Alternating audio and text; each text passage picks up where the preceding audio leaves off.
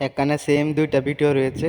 এই ভিডিওটা হচ্ছে এডিটের পূর্বের ভিডিও এবং ওই ভিডিওটা হচ্ছে এডিট করার পর। দুইটা ভিডিওর মধ্যে পার্থক্য হচ্ছে ব্যাকগ্রাউন্ড। কিভাবে এই ধরনের সিনেমা গ্রাফিক্স ভিডিওর ব্যাকগ্রাউন্ড তৈরি করবেন চলুন দেখে নিই ক্যাপকাটের মাধ্যমে। তার জন্য আমরা ফার্স্ট টাইম চলে যাব ক্যাপকাটে। যে ভিডিওটা এডিট করতে চাই সেই ভিডিওটা গ্যালারি থেকে সিলেক্ট করে নেব। ফার্স্ট টাইম আমরা চলে যাব অ্যাডজাস্টে যাওয়ার পর আমরা ফিল্টার্স অপশন সিলেক্ট করে এখান থেকে একটা ফিল্টার্স দিয়ে দিব, যে ফিল্টারটার নাম হচ্ছে গ্রিন অরেঞ্জ। ফিল্টারটা দেওয়ার পরে দেখবেন যে ব্যাকগ্রাউন্ডটা অনেকটা চেঞ্জ হয়ে গেছে।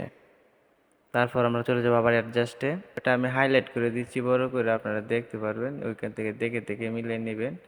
এখানে আমি যেভাবে দিচ্ছি, এখানে আমি অ্যাডজাস্টের প্রত্যেকটা অপশনে যেভাবে আমি দিচ্ছি আপনারা সেভাবে দেওয়ার চেষ্টা করবেন।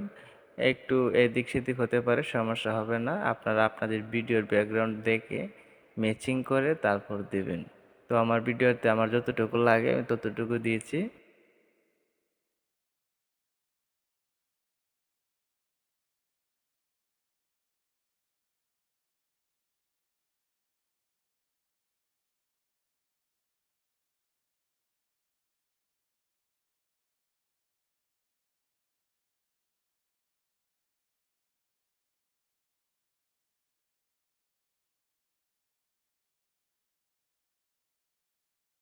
কালার গ্রেডিং এর কাজগুলো শেষ হলে আমরা চলে যাব ফিল্টারে যাওয়ার পর এই ফিল্টারটি আমরা সিলেক্ট করব।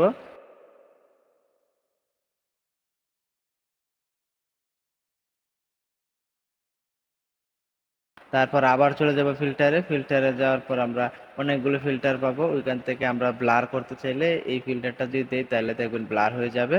তো আমরা ব্লার করতে চাই না, আমরা ন্যাচারালি রাখতে চাই। আমরা ফার্স্ট যে ফিল্টারটি দিয়েছিলাম গ্রিন অরেঞ্জ, সেম ফিল্টারটি আবার দিব, তাইলে আরও কালার গ্রেডিংটা উজ্জ্বল হবে। তারপর আমরা ভিডিওটা সেভ করে দেব। আপনি যদি এই টুলসগুলো ব্যবহার করেন তাহলে আপনি যে কোনো একটি নর্মাল ভিডিওকেও একটি প্রফেশনাল সিনেমা গ্রাফিক্স ভিডিও তৈরি করতে পারবেন। ধন্যবাদ।